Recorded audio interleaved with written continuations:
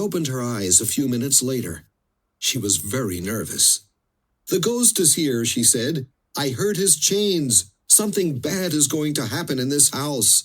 Some nights I can't sleep because of this horrible ghost. He frightens the bravest people." Mr. Otis smiled at the old lady. "Well, he won't frighten us," he said. "Nothing is going to happen. I'll pray for everybody in the house. Good night," said Mrs. Umney, and she went to her room.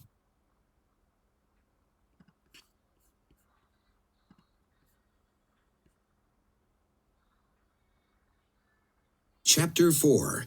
The Bloodstain Reappears. That night there was a storm, but the Otis family didn't hear it. They were all very tired. In the morning, the bloodstain was on the library floor again. "That's strange," said Washington. "Pinkerton's champion takes away all stains. Is the ghost responsible for this?" Washington removed the stain, but the next morning it reappeared. He removed it for the third time. This time, Mr. Otis locked the library door. But the next morning, the stain was there again. This strange happening didn't frighten the Otis family. It fascinated them.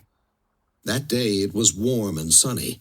The family went out and returned home at 9 o'clock in the evening to have dinner. At 11 o'clock, the Otis family went to their bedrooms.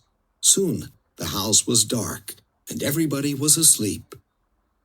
Later that night, a strange noise woke Mr. Otis. It came from the corridor outside his room. Mr. Otis got up, lit a candle, and looked at the time. It was exactly 1 o'clock.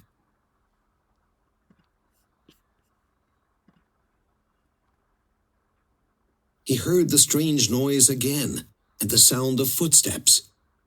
"It's the ghost and his metal chains," thought Mr. Otis.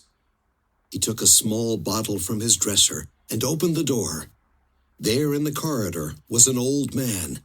He had dark circles under his eyes, and he looked wild. Was this the Canterville ghost?